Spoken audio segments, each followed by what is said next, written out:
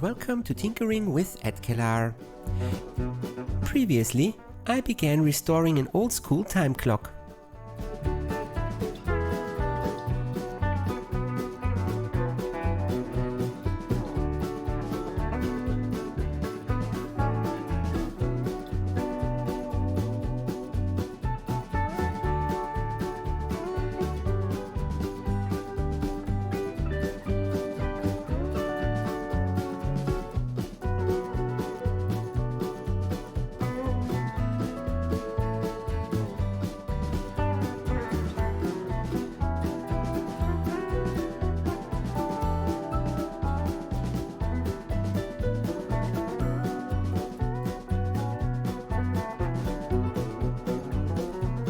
Now, the conclusion. Assembly time!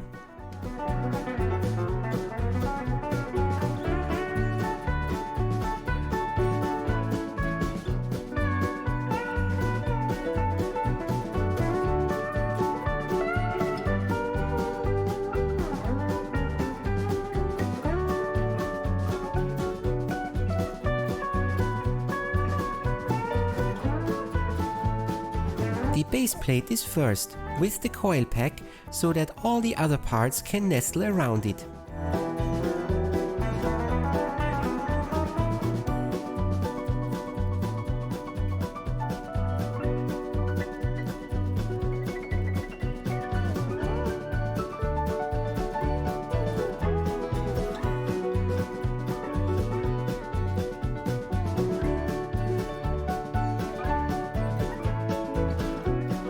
The small plate underneath the base plate is swinging back and forth on 3 hinges. It is actuated with the time card from above and pushes against the closing switch for the coil. There is also a little spring catch that holds the open switch open until you let go of the card again.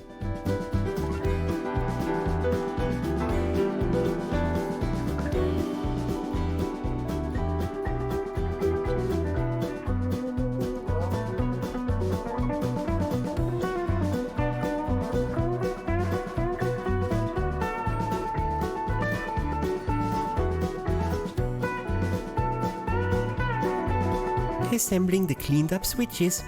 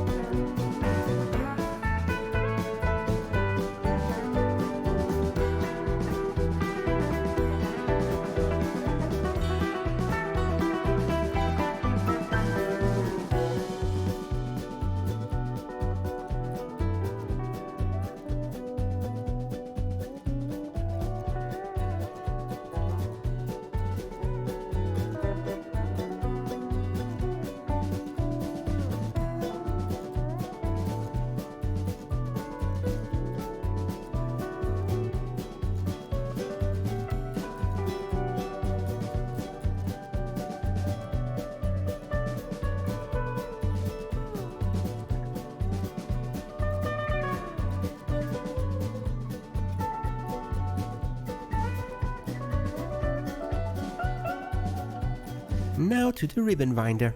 It also cleaned up okay.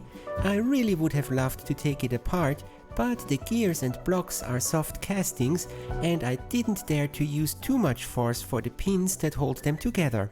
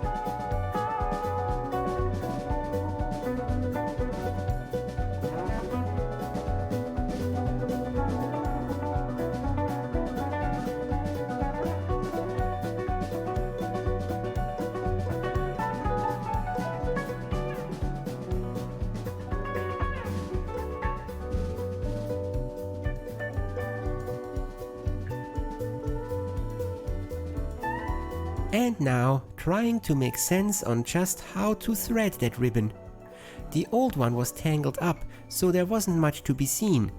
But the basic idea is to have it close to the cover plate and go through the levers for the reversing mechanism.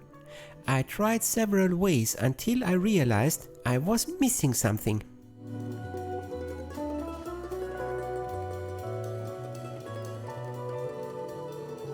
I have experience with typewriter mechanisms of similar design. These will flip over if there's tension on the ribbon. And so I assumed the same here. But no, if there's ever tension on the ribbon, it would just bind up the levers equally and never switch over. So the trick must be somewhere else. And then it hit me.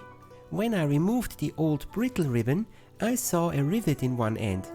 I thought this might be for securing the end to the spool, but it actually is a stop that snags up in the winding lever, causes it to flip over.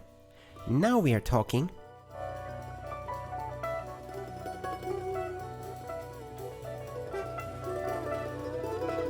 Adding a rivet to the new ribbon. Slightly improvised, as I can't find the exact tool for this one. I also add a bit of crazy glue on the ribbon around it to prevent tearing.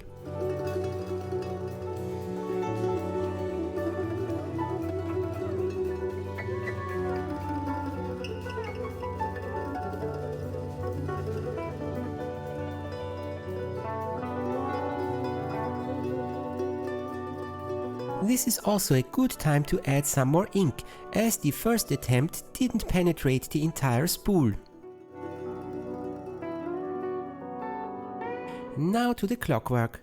It is based on levers that are wound up by a cam on one element, and once released at the end of that cycle, that is after a minute, an hour or a day, they snap back and advance their own wheel by one position.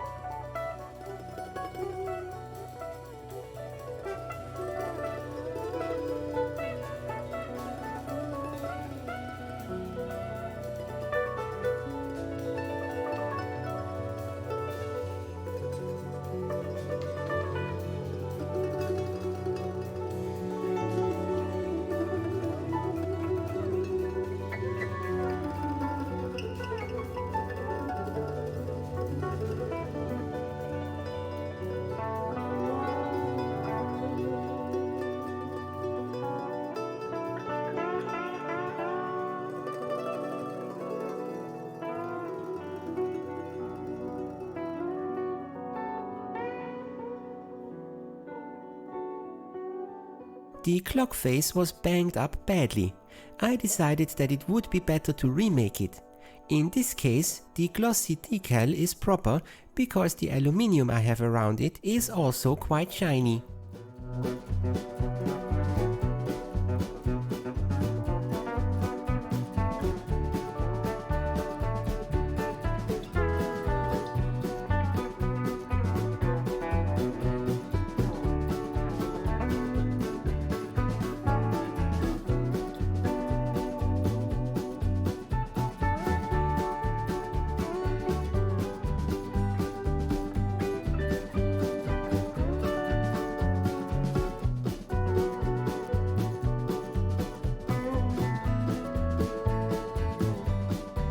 The clockwork gears for the minute and hour hand are next. There is one extra gear on the side. Not sure what it was for, because it's just driven from the minute gear and not connecting to anything else. It might have originally been connected to an adjustment gear that is now missing. Anyhow, I left it out to avoid unnecessary drag.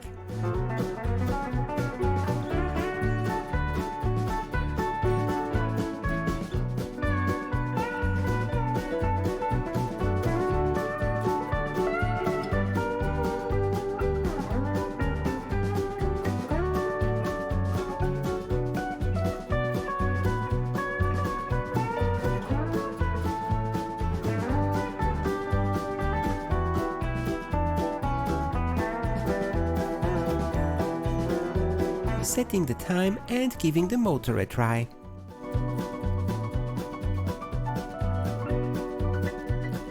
Yes, it turns and flips over. I think the motor is not really all that accurate. It might run fractions of a second fast, but until I find a better replacement, this should do.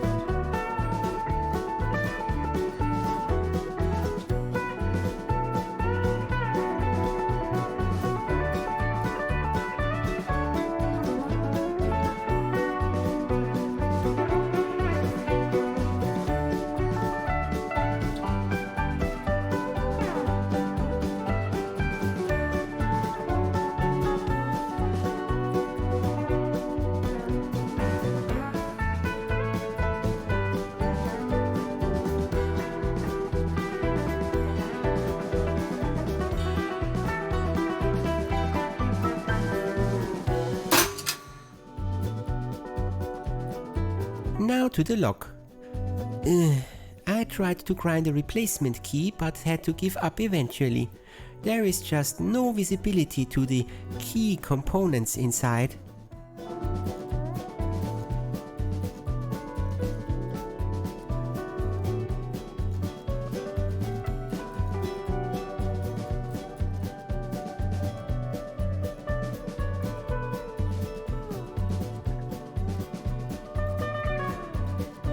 Thus, I opened up the lock body and tried again with everything in view. The key did work without the cover, but adding that to the mix seemed to shift something over, and the key is now not working again.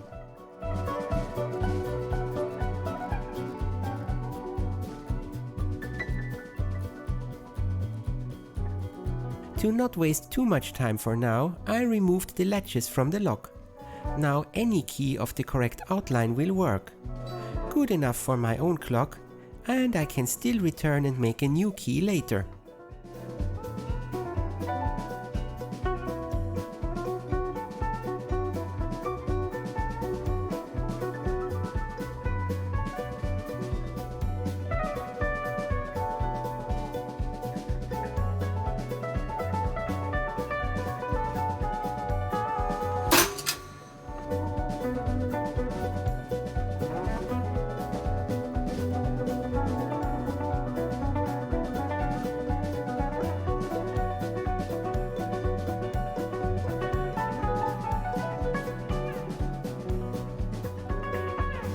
Now that's a kerchunk.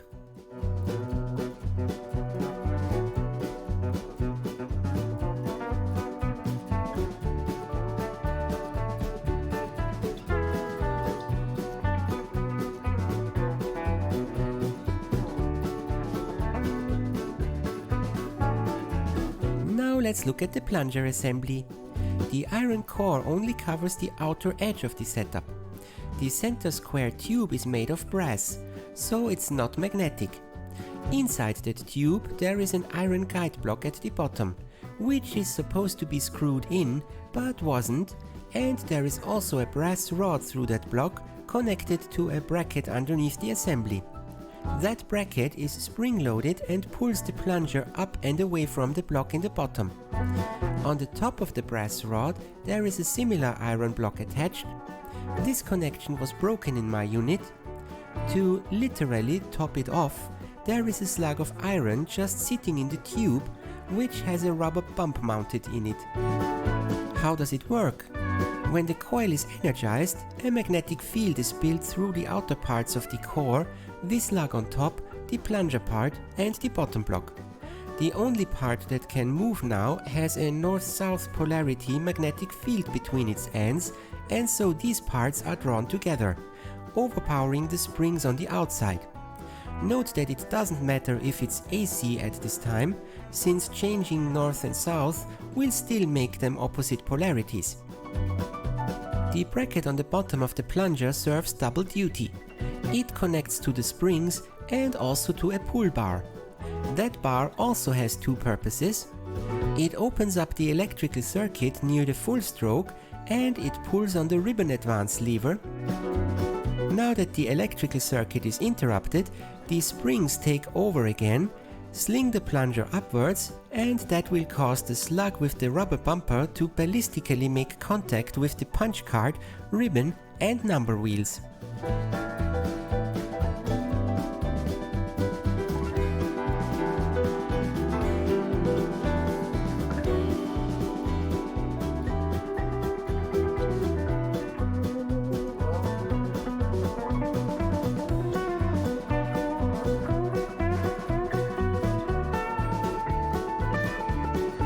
And that's it, a vintage time clock restored to proper working order. I still doubt that I can keep proper time on my projects though. For one, I don't have a space to permanently set up the thing. So that's it for this episode. I hope you enjoyed the process. See you next time! So it was probably classified as a 2-inch ribbon. The weirdest, no, not the weirdest, the widest ink ribbon I can find.